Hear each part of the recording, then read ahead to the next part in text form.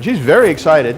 If you have an issue with her barking the crate, which unless something unusual is going on, we don't have this, you need to just wait it out, because if you give her any attention for this, it only gets worse. So you don't say no or stop or shut up or bang the crate or anything like that, because in the long run, giving attention, which is a correction to bad behavior, will just make it worse because you're feeding it. But look what you can do. So she stopped barking now, and I'm just kind of giving a little time. You got a big handful of rewards here. This is what you do. Good. You wait until she's done.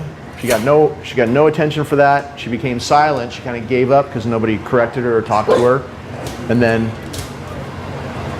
I waited and I rewarded her.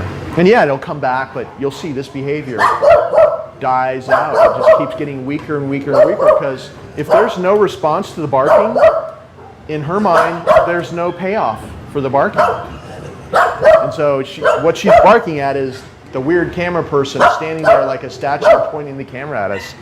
But even in this context, we're not responding to her barking. And every time that there's a gap, I'm not giving her a treat immediately, because I want her to know she's getting the treat because of the fact that she's being silent and not barking. So you got to wait. And also she has to wait at the door and not come out. Good. So that's the way to kill off unwanted behavior and grow and grow good behavior that you want to grow in strength. No. But be a stickler for details. See how she keeps sticking her head out? Even though she wants the food, so. But see how she went back? Good. Be a stickler for details. Those little things are the things that matter the most. Making sure she's following all the rules, because she's paying attention to that too, and her mind is engaged and not just spinning all over the place, which is why she was such a problem before. Now she's got a whole system she has to pay attention to, and there's no time for being a nut, because she's got to follow rules. And then she gets paid when she follows those rules. So to take her out of the crate, let's say she's in there for 45 minutes or an hour or whatever, it's time for her to go back outside. You just hook up the leash to the prong collar.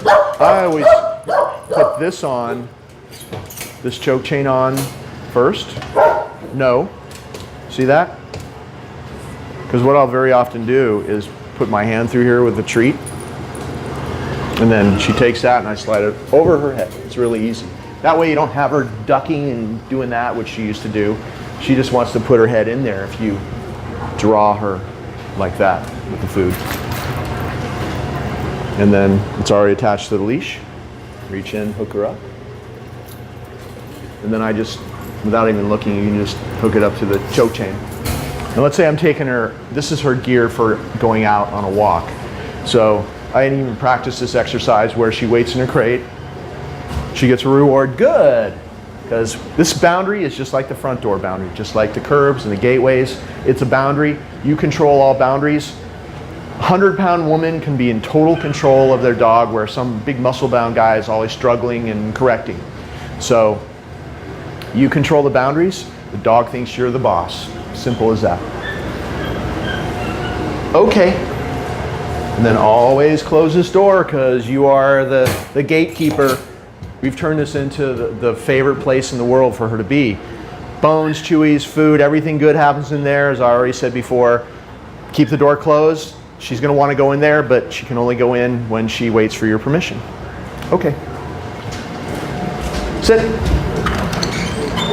Back outside again. You can even test her. See how she will not move out of that sit stay? She's very good. She's a good girl. Okay. Sit. Go.